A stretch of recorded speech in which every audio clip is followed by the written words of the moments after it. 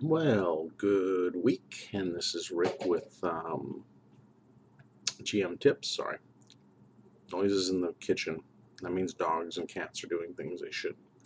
But hey, it's early in the morning. It's almost 7 o'clock here before work for me. And I really wanted to do a GM Tips devoted to a adventure path that I really think is a great adventure path overall. I would give it definitely I would say probably 3.8 to 4 out of a 5 scale. And the reason is there's just things that could have been done a little bit better. And again, I want to give the Paizo team props because Paizo does a lot of great adventure paths. And I know it's not easy because you're having several different project people trying to mesh ideas together. And that's always the toughest idea of them all. How do you get everybody onto the same page?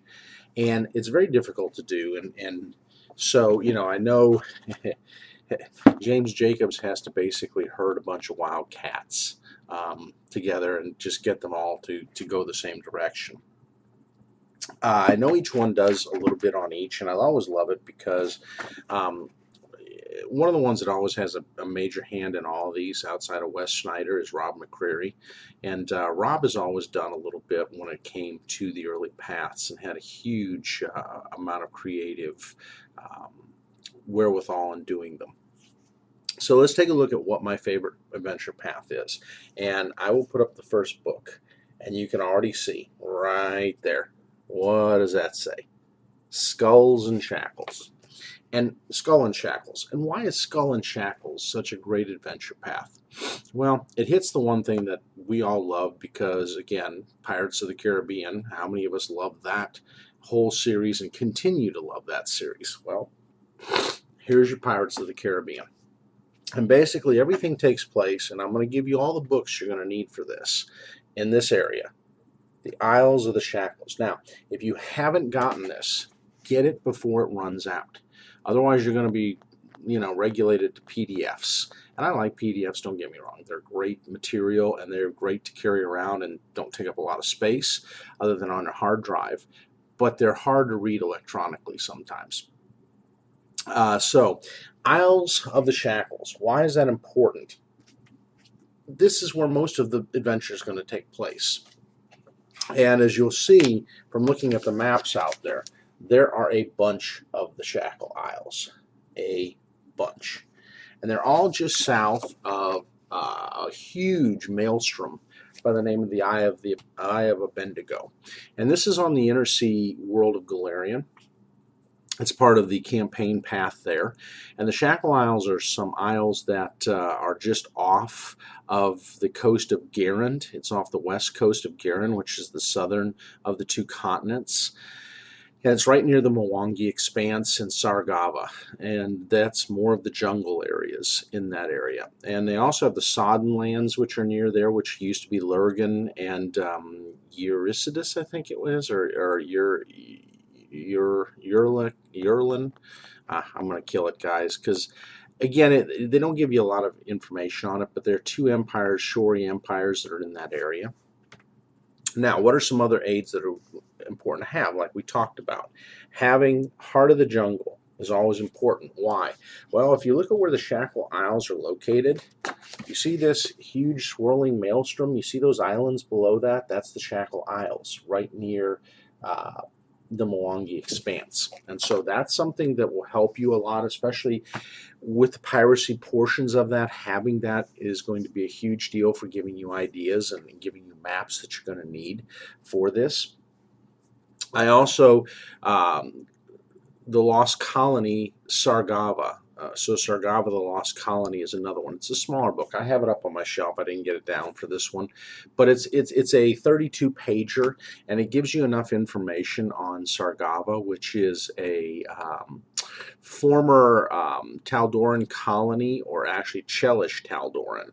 This is before the fall of the Chelish Empire to the House Thrun, and they actually oppose House Thrun, and House Thrun doesn't like them for it.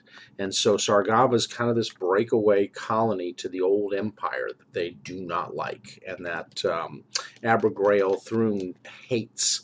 The second hates, just with passion. So what's another good book that I think is good? There's an adventure path that I think is really good to have if you want to have it. Now, you do not have to have this, mind you, but Plunder and Peril takes place around the time of Skull and Shackles, and it's a good one to have, especially if you want an adventure to build up your player's experience and just take them into some other things there. It's a good little side adventure. And then I think because you're going to be going against ships, having Ships of the Inner Sea is another book. So what's going to be your total investment on this? 25 for Plunder and Peril, 25 for Ships of the Inner Sea. These guys here, I believe, are $20 each. So, no, sorry. This way. This guy and this guy are 20 each, so 40 bucks. So already 100 in, and then your adventure path, which are 19 a piece, so another 100. So you're looking at probably $200 investment for the whole path. Is it worth the investment? Oh, heck yes. I mean, without saying, these areas are just some of the most fun and exotic places. And the great part about a pirate campaign, you can take it any way you want. If you want them to be pirates, great. If you want them to be privateers, great. If you want them to be somewhere like corsairs, great. You can take it a lot of different ways. Now, starting into the first book, The Wormwood Mutiny. I love this book and the guide to the Skull and Shackles that you can download, the free one, because it takes you into water combat, water travel, and understanding how to pilot a ship. And so that's really important in my mind. Now, what do I think in this path is not great? The intro of how you get into this one is really lacking. And sorry, Rob, I know you did a great job on the module itself. Once you get into it, it's greatness, okay? But getting the party into it in the first place, you leave it way too open, way too open. And no offense, Paizo crew, that's something I wouldn't do if I was writing the path. I know you want to allow some flexibility, but you give them way too much.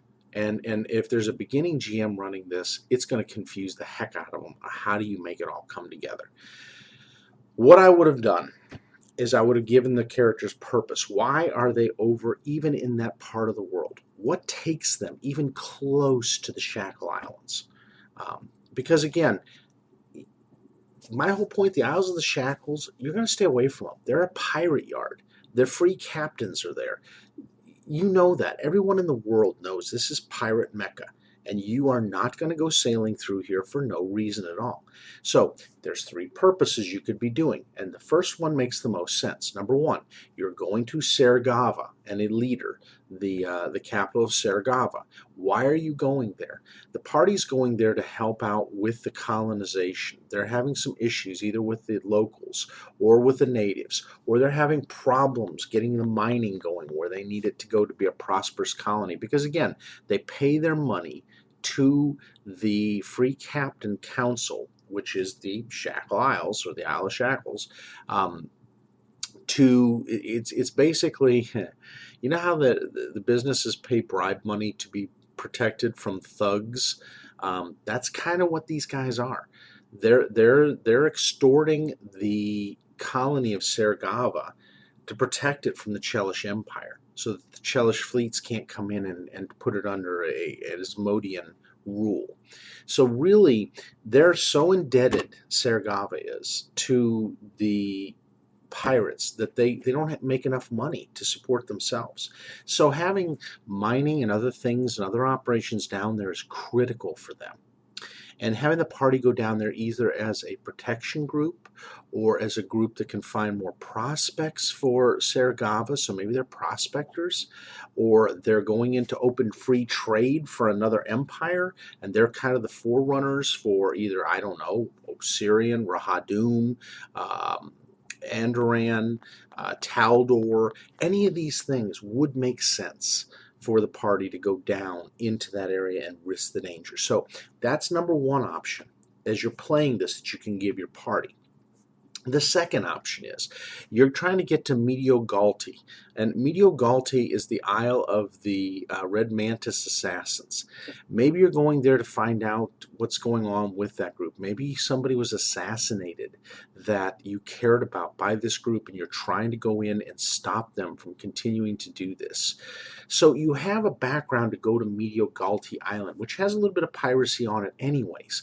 And so this is another reason that would take you down into that area and make you brave the Shackle Isles to do more there. Now, the third option is you're going to Blood Cove in the Mwangi Expanse. Maybe you're going into the jungles to do some exploration, find some lost cities, doing something for the Aspis Consortium, where you're going down in that area to help the Aspis Consortium and the Thrune Empire to expand their economics. There's a lot of reasons why you could be doing this. You could be even going in as an anti-pirate group. So you're going in as part of the Corsairs, the Grey Corsairs out of Andoran, to stop the slavery that's going on in this area. That's another reason that would take you down into this area as a party, to go into the Mwangi Expanse to stop the imperialism that's going on down there and the opportunism, and to try to free the people. You could even be a Twilight Talon. So you're trying to prove yourself for the Twilight Talons. So there's a lot of different reasons that you could use to go into this, but you need somebody really to kind of codify it for you and give you a little bit of ideas. Now, some of you, if you know the area, it's no big deal. Don't worry about it. But, Paizo, this is my knock. Your reasoning of why they were going down there was real thin. And when I tried running it per the script, my characters were confused, very confused as to why they were down in that region in the first place. And it didn't make sense. The whole how they got thrown into the Wormwood Mutiny, because basically what's going to happen in this book, and I'll summarize it for you, the Wormwood Mutiny is a very evil, evil pirate by the name of Barnabas Harrigan. He is a Rahadumi, former Rahadumi, who has made his way and made his fortune down in the islands and is trying to earn the title of a free captain. He has very high ambitions. And so he is kind of this fledgling, upstart, vicious pirate captain. And what he's going to do is he's going to go in and take the ship that the party is on. And basically, keel haul the party. The party could have been stopping in Port Peril. Now, where they have this go is your party was stopped in Port Peril for the night, having some drinks at the tavern. And basically, you got drugged and keel hauled and thrown into, or not keel hauled, but drugged and basically shanghaied. That's the word I'm looking for. Shanghaied onto the ship to be part of his crew, his press gang crew. Now, I think that's okay, and it's an okay way of getting the party in there. I don't like it so much, so I changed it. I would love to see Harrigan come in and destroy and just basically put at the bottom of the sea the party ship and take them as part of his crew forcefully. So they have no choice. They're not drugged. They're pulled in knowing full well they're either going to be sent to the bottom with Davy Jones or Besmar in this case, or they're going to go with Harrigan, albeit hatefully. And so, who are the key people they're going to meet? The party's going to meet the crew. They're going to meet my favorite, Mr. Scourge, or Scourgy, as I call him. He is the worst nemesis the party is going to have outside of Mr. Plug, who is the right hand to Harrigan. But Master Scourge is a pain in the rear end. He loves to flog. He is a sadist. He will make the party bend to his will. And play him out this way. He is the kind of guy that you hate to hate. He's the one that's breaking them in for Pirate's life. And so he's going to put up with nothing. And there are several things that they go through that show him that. So as they're welcomed there, they're going to get forced in with some of the different crew members. Now, part of the whole process is they are going to have to make friends among the crew at some point. This is important. So hang on real quick. So the party is ramshackled, thrown in, and they're going to have to make friends in the crew to survive this one and actually get to the second adventure in a good way. So one thing you're going to want to remember, play it out. Play out how these pirates are going to be. And I really love, they give you some great things on the ship, the current ship that's there. And this is the Wormwood. And the Wormwood has a lot of deck things. Now you can get from Paizo, they do have the flip mats of a ship. And you can do one that looks close enough to the Wormwood that you can do. I'd say get 2 or 3 of these flip mats, because you're going to be boarding other ships at some point. So you've got to have more ships. Laminate them. Put them side by side and laminate, because you're going to be using these for the party. The party is going to have a lot of nasty duties. So one of the first things that Mr. Scourge and Master Scourge and Mr. Plug do is they find out what skills the party has. Now, when your people are making background stories, I'm going to tell you something. You want at least one of them with profession sailing. That's important. They can learn it as they go along.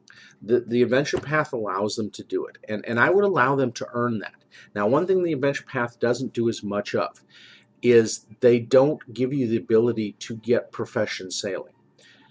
If the party spends 2 weeks on these ships doing the duties, I give them a rank 1 in profession sailing, because they're learning how to do the rigging. They're learning how to scrub the decks. They're learning how to keep the bilge clear. They're learning about the ship. They're learning how to make that ship work. And so one of the things you really want to do is give your party a chance to want to do the duties, to learn how to be sailors. Because later on, if they're going to break free from the Wormwood, they have to know what they're doing. Otherwise, they're going to have enough crew behind them that's going to mutiny with them, that this is, Now, some people do it early. Please don't. Please don't let your party mutiny on the Wormwood and take the Wormwood. You ruin the story that way. Now, you can do that. These are open paths, but that's not what the whole story is about. The whole story is about the fact that the Wormwood takes a Rahadumi ship called the Man's Promise. And this is towards the end of it. Now, they got a couple things they're going to do before that, and this gives you some power-packed little fun mini adventures that you're going to go into. But the whole thing leads up to taking the Man's Promise, and then taking it from there with Mr. Plug and Master Scourge, and getting it retrofitted. Why? Because Barnabas Harrigan wants to make a fleet. He is vying for a position on the Free Captain's Council.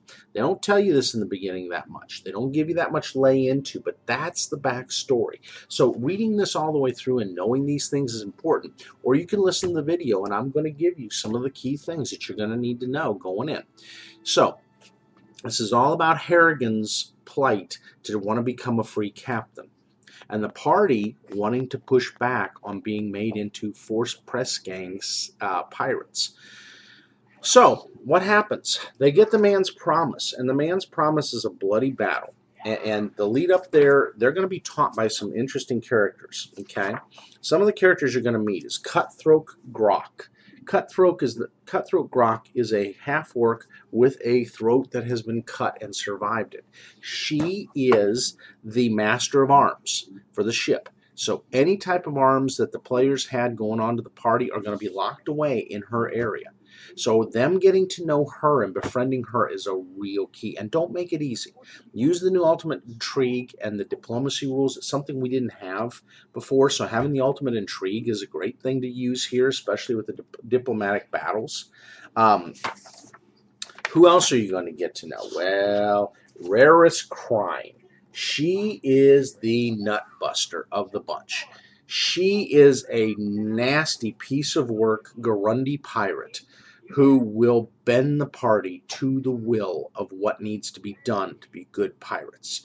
And she is going to offer no quarter.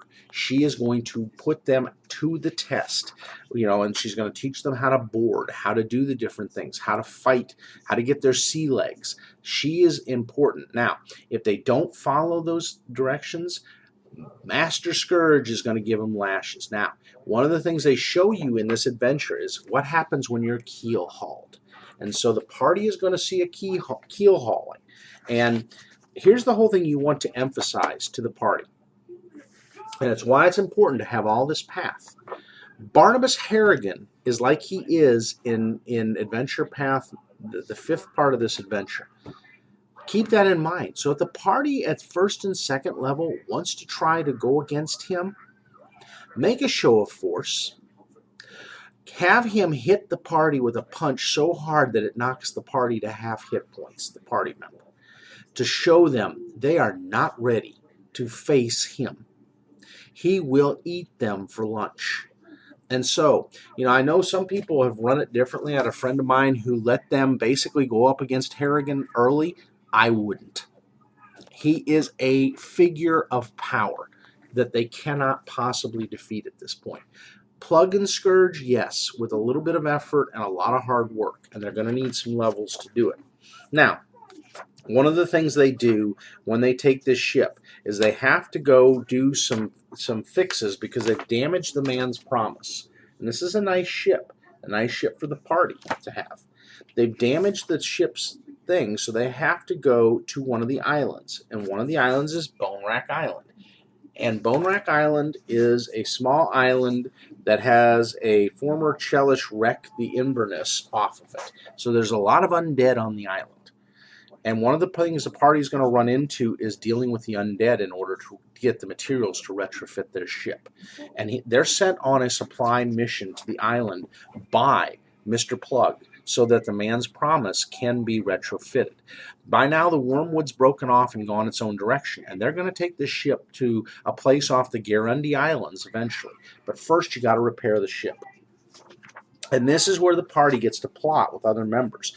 They're going to run into the Brine Queen here and several Shahagan. This is also a Shahagan-run island. Grindylow. The Grindylows. They're not going to run into Shahagan, but Grindylows. And so they get to fight the Grindylows. Now, some key people that they're going to get to know on the ship that they need to befriend, which will help them a lot. Ambrose Croup, the cook.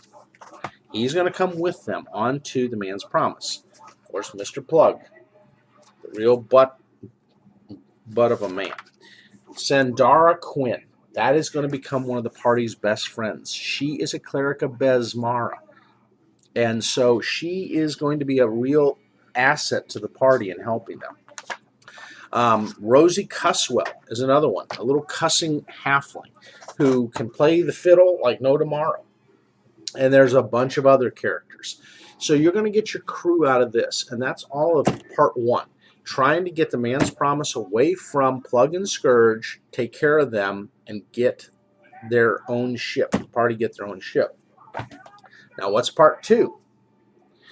Part two is called Raiders of the Fever Sea. And the party is basically taking the ship to a place where they're going to get a new name for it, and they're going to get it retrofitted to look nothing like it is right now. One of the things that the imperial navies of all these countries will notice is a ship that's been taken by pirates. So they have to change it so it's not quite the same profile, not quite the same look, and not the same name on it. And so they take this off the shores of the Mwangi Expanse to a small place called Rickety Hakes, and this is off the Slithering Coast right here. And Rickety Hake is a basic old pirate cuss, and he knows how to retrofit the ships, and it's going to take time. So you're going to get to Rickety Hake Squibs, and that's the village that you're going to. And he has this little operation that he's running. Now, in the process, they're going to run into some creatures. They're going to meet their first water knocker in Salissa. They're going to meet some nasty little critters with the wasps that come along and help to make things horrible. And then they're basically going to have to deal with some of the things in the island to get the fee that Rickety Hake charges lowered so they can get the ship retrofitted. And you can do a lot with the ship. You can put in secret compartments. You can put armaments on there. You can do other things with that ship. But remember, there's a price. And this is where you're going to get plunder points. They use plunder points, which is basically 1,000 pieces of gold. And they're going to use fame and fortune or prestige points, but they call it infamy and basically booty or things that are taken from it. And these are going to be like fame, but it's going to be the reverse. You're going to become infamous. And so now what do you have to do? Now you have to start building up your wherewithal. And they give you a bunch of ships that the party can raid. They don't all have to be good ships. They can be bad ships. They can be the Chelish Navy for all they care. So you're going to raid these ships to get more crew, and you can raid islands as well. So you can go to villages. So they give you a lot of options of where you can take it and what the CRs are. The low-hanging fruit are the going to the Mwangi Expanse and recruiting Mwangi natives as part of your crew. So remember that. Now, it doesn't all have to be violence. They don't all have to be forced into it. They can be brought in willingly or enticed. Use your diplomacy and your skills and your bluffs. These are important as pirates. You guys don't have to be the Dread Pirate Nasties. You can be the Dread Pirate Roberts and recruit yourself a crew. You will run into the Chelish Marines and the Chelish Navy. It is a foregone conclusion. So the party gets their first taste of what the Chels think about the pirates. They don't like them. And then you run into some other pirates. So, there's no honor among thieves. Other pirates, if you're not a free captain and you don't have a free captain title, you have to be on the captain's council, but just a free captain title, you are fair game. And other pirates can swoop in. You're a freelancer, so they can swoop in and don't have to give you quarter or parlay or anything else. They can treat you just like they do a merchant ship, and you're going to meet a nasty hobgoblin by the name of Gortus Fard, and he is a nasty one at the levels they're at. You're also going to come in against Commander Kianan Kane, and the commander and his ship are basically Hell Knights and a ship full of people going after the party. They're also going to come across a ghost whaler ship. So kind of like, you remember, on the Pirates of the Caribbean, the first ship was a ghost ship, the Black Pearl. Well, here's your Black Pearl, the Death Knell. And it was a whaling ship that was out of Variscia that is now a bunch of Draugr. And it's a nasty, nasty thing they got to put to rest. You also get to meet the Lady of the Rock. There's an island in the shipping lanes that is owned by a former pirate's wife, and she runs that show. She and Royster McClay, her man-at-arms captain, and that have this area. That's one of the areas you can go to recruit to get your infamy up and give you a base of operation, at least initially. Taking this area in the shipping lanes gives you a lot of sway against other pirates and against ships coming through. So it gives you an armored, fortified position. And so you have to either negotiate it, marry into it, or take it. Then you got the Shahagan. You're going to meet the Shahagan and some sea elves. And then you're going to run into some more Shackles ships. And then eventually you're going to hear about a place called Mancatcher's Cove. And Mancatcher's Cove is coveted by this lady right here, who has a map to some of the best and worst treasure in the world. And this is how you're going to get into Mancatcher's Cove, a little cove in one of the islands, to get more treasure. It has a face that looks like a skull, and inside the skull's eyes are caverns. And these are where the Lokatha and the Shahagan are. And you can release the Shahagan or release the Lokatha and kill the Shahagan to get the treasure. There's also an ancient mariner there that you get to deal with, a former captain, pirate captain, who is dead and undead. And eventually you get to the conclusion of the adventure. But Isabella Ironskin Locke, play her up. She is a nasty piece of work, along with her right-hand man. There you also meet Captain Merrill Pegsworthy, a former Andorran knight, Golden Knight. So he is somebody that is going to be key for the party to gain his allies. And that's one of the things in these books the party's got to realize. They need allies. The whole end of the adventure is going to deal with them dealing with that. So let's go to 3, the Tempest Rising. This is where the party is going to build up to go into the race to gain a seat on the Free Captain's Council. Not only do you want a free captain, you need somebody to nominate you to become a free captain. And that's going to come by Tessa Fairwind. Tessa is a Free Captain's Council member who does not like Kirdak Bonefist, the current Storm Lord, is what they call him, or Storm King. He is the one that runs the Pirates Council, and he is doing a poor job. He is very self-absorbed and very ambitious in the wrong ways. And she sees this ruining the whole of the free captaincy and the pirates of the Shackles Isles. So the party has to go and get a nomination and a bid for not only free captaincy, which he's going to award to them, but then get into the Regatta, which is the big race which you do around the Eye of the Bendigo, to gain an island with which you can gain a seat on the free captaincy. Sadok Goldtooth, one half-orcish pain in the rear end, and this is in the third one, in the Tempest Rising. And by the way, Tessa Fairwind is right there. You can see her. She has the Isle of Kent, and so she's going to be a real huge resource and ally. The nasty of the nasties, Karadak Bonefist. Why is he called that? Because one of his hands was turned into a skeletal hand. He has firearms and black powder. You don't have to play black powder. They give you the option not to. I liked it. I kept it. It goes with the pirate theme. So you're trying to get the letter from him, and then you're going to go and have a meeting with Tessa Fairwind at the alehouse. And there you have to gain a few more allies. And in order to gain some allies, you got to gain a little bit more favors by doing some favors for people. So you're going to help the Calistran Temple to recover some lost items that were lost in a shipwreck.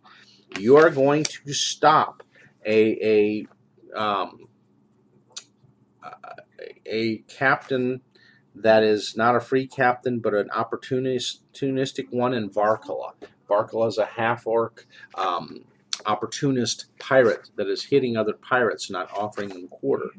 And then you're going to get a ship head off of one of the deals. You're helping to recover a lost piece of item, a navigational item for Handless Finch, or Fitch. So keep that in mind. You've got several quests you're going to be doing. And you're going to meet some really nasty things. You're going to be going into shipwrecks and salvaging things. But know the party is being watched by the Chells. And this is where they find the first Chellish spy assassin that's going to try to take their lives. He got a nasty crossbow. It's a human bane. And that's Giles Helmus. Who is trying to kill the party? That's a good question. You lead up to find that there's a woman who is a herbalist and poison maker, Zariska Gelambar, who is basically a Girundi alchemist, and she is a nasty piece of work. So the party has to find out the plot for the lady, Tessa Fairwind, that there is Chellish influence trying to influence not only the council, but to invade the Shackle Islands and make them a part of the Chellish Empire, which would be horrible for Saragava and for the free captaincy. So now you're in the free captain's regatta, and guess who you come up against? You come up against your buddy Barnabas Harrigan, and he is one of 40 ships that are in the regatta that is hosted by the Master of Gales. And in order to win this regatta, you have to go through and endure the trials and show that you are a worthy pirate captain to be a free captain as well as have a seat on the council. And that's what your whole thing is going to do. Now, you may win the race, you may not. It's going to be interesting one way or the other. But they have it designed to where the party will get this next part, which is the Isle of Empty Eyes. It is a former Cyclopean island that the party is going to go to and have to tame. And the things they have to do is they have to tame the island first. They have to build a place which will be their fort or their city on the island. And then they have to get ready to host a party for 3 of the Free Captains Council to prove that they deserve a nomination to that council. And so, this is where they're going to run into Mace Daramar, a aquatic elf pirate lord who's on the Free Captains Council. They're going to run into Circe Bloodmorn, and she is a nasty piece of work, but not a bad person necessarily. And finally, Abamar Soranash. He is part of the were pirates, and there are some off of Olo. There are werewolves and weresharks that are in that group off of Olo. So it's an island of wares. As you can see, when he transforms, he is a werewolf. So you have to host this party successfully. Well, guess what? Your old buddy is not going to let you do that. So Barnabas Harrigan is going to send a spy in to try to sabotage your efforts in your party, and that's the eel. He's a little nasty. I believe he is a gnome that or halfling that is going to try to sabotage your every effort to have a great party. So keep that in mind. And where's the eel? Let's see. Here he is. He is a halfling alchemist. So the eel is a bomber, and he is going to set up things to blow up ships and cause things to fail. And you have to keep the party on track so that they don't fail. So you see how this is going. There's so much you can do, and there's so many directions you can take this. And the great part is they've laid the groundwork. And that's why I say I'm excited about it as a whole. The start, maybe not so much, but when you get into it, it's greatness. Now, you're still not there yet. You've got you're vying for your free captaincy, but then you find out that Barnabas Harrigan is in collusion with the Chelish Empire, and they're going to give him the Storm King's title if he will hand the islands to them. And that's where one of the Thrune ancestry is going to step in and try to take this for Abigail Thrune. So what you have to do, you have to help with the votes of the Pirate Lords on the Free Council items. Then you have to gain some more support because you have to gain a squadrons of ships to then do a ship battle. And this is the ship battle adventure where you're going to have squadrons against squadrons of ships. You versus the Chells and Barnabas Harrigan. So you have to do this. And so there's some cool things that you're going to have to do in this adventure. I'm not going to give them all away, but you're going to several islands to build up your wealth and your reputation. One of the best places is the Black Tower. This is a tower that has some nasty Daganites in it. And nasty influence with daemons in there. You're going to run into the Clip-Off.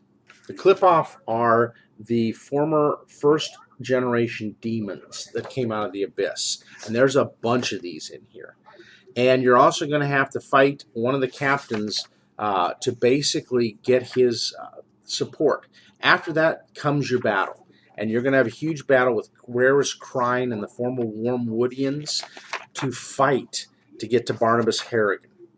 And Barnabas has got Norgorberites and other nasties with him that he is going to try to destroy you. And this is how powerful Harrigan is.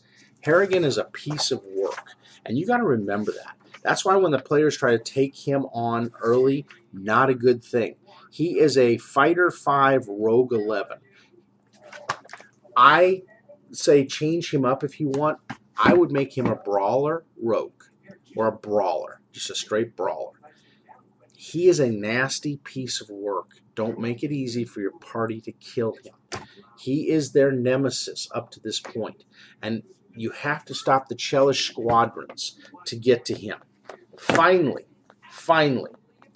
it is time to overthrow Kirdak Bonefist, because even though he knew all this was going on, he did not want to support the party and believe that Shells were trying to take his own empire. So Tessa Fairwind and many of the other captains on the council see him as unfit. They're not going to speak out outright, but it's now time for a new Storm King. Are you going to be that Storm King? Or are you going to back Tessa Fairwind or one of the other lords to be that Storm King? Up to you. Don't have to be the one that does it.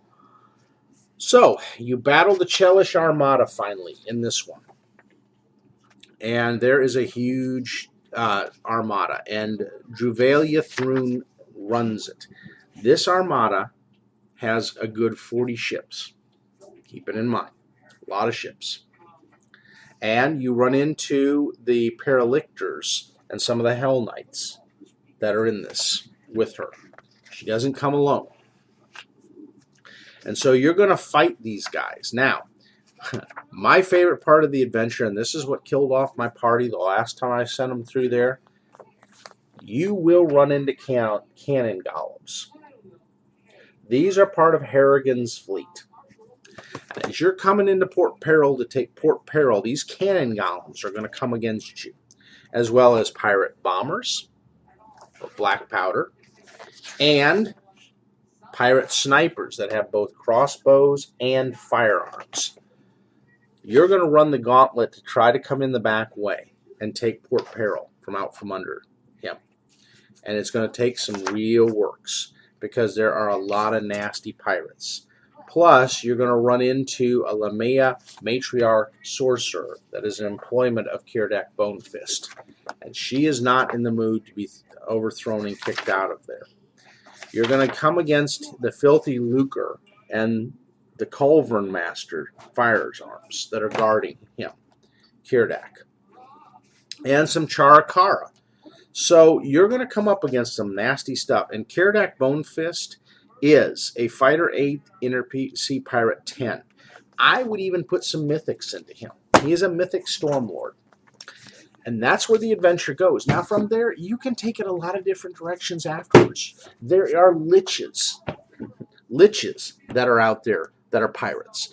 There are Dracolisks. There are dragons in the islands. The Hack is one of the nastiest dragons to be in the Shackle Isles.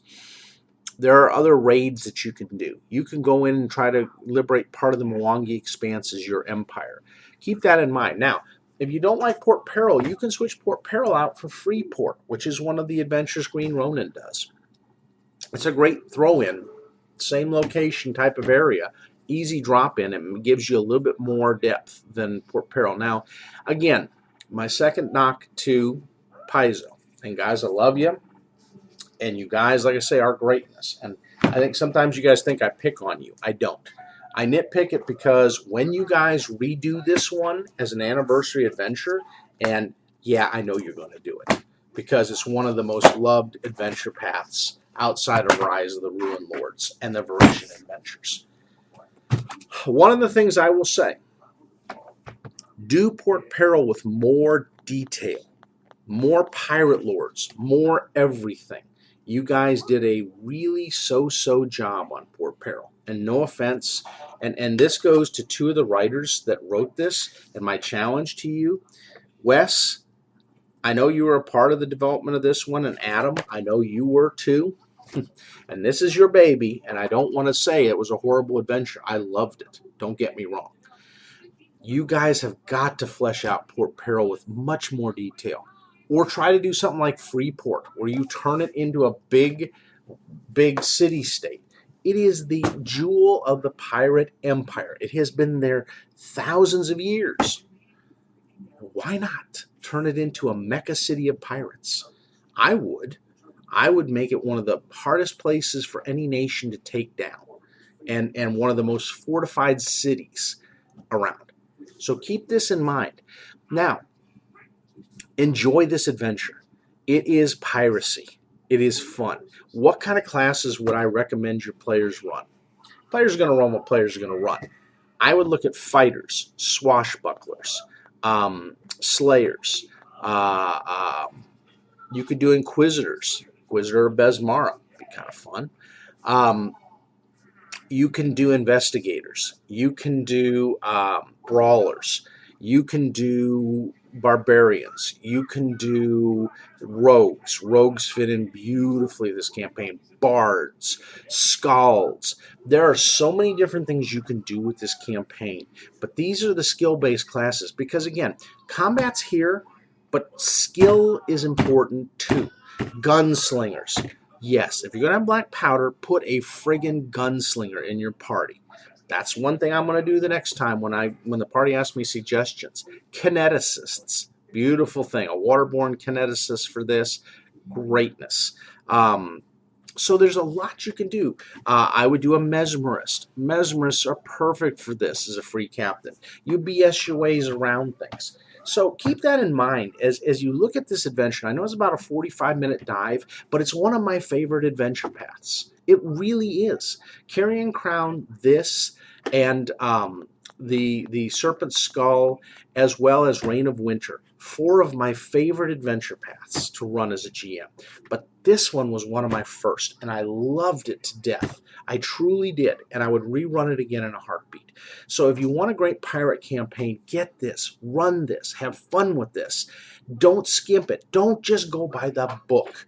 Write reams of other things the party can do. There are so many islands, and they give them to you. Each of the adventures inside these covers, they show you new parts of the islands that you don't know about, that have other treasures and possible plunders and things that the party can do. Keep it in mind. It is really a lot of great fun, and it's a waterborne adventure. 70% of it, you are on the ship deck. I love that. You actually get to be flying around. You can go to different places in the world. You can raid other places outside the Shackle Islands. You don't have to stay there to do your raiding. Go up to Rahadum. Go up towards the Chelish coast and sink a few ships up there. Do some fun things with this. And let your party outfit their ship. They can afford it. And again, the plunder points, what they're going to get from other ships they raid, they're going to get plunder.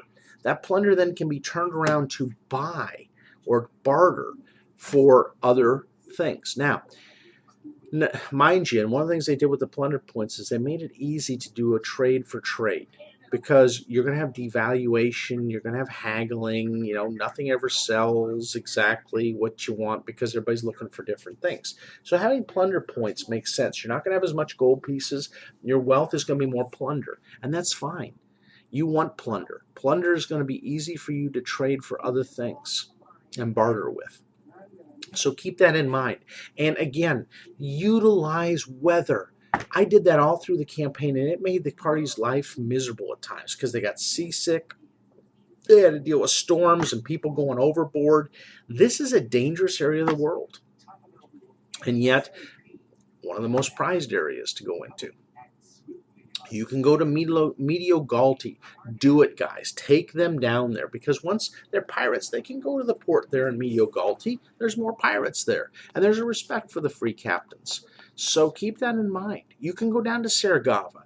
They're welcome. They're not loved, but they're welcome down there. And there are some pirate ports down there. Kaldaru. Go into the city of Kaldaru, which is a kind of a swarthy, olive-skinned group of people that are off the coast of the Mwangi Expanse. They're a secretive group, but they are open to the pirates. So, all that said, have fun with this. Enjoy the adventure. It's well worth the money. I give it between a 3.8 to 4.0. Again, there were ones that have been done a little better, but this one has the framework to be greatness. All you have to do is tweak it around a little bit. And how hard is it with all the pirate movies to come up with pirate ideas? All right, guys, have a great week and enjoy it. Get into the Skulls and Shackles and have some fun. And Paizo team, keep up the great work. I know they've got a new set of stuff coming out called Strange Aeons. Keep your eyes out for that. Definitely subscribe. Like I've said before in my other ones, the subscriptions to the Adventure Path is the best value of any of the subscriptions. So keep that in mind as a GM. All right? And have a great one.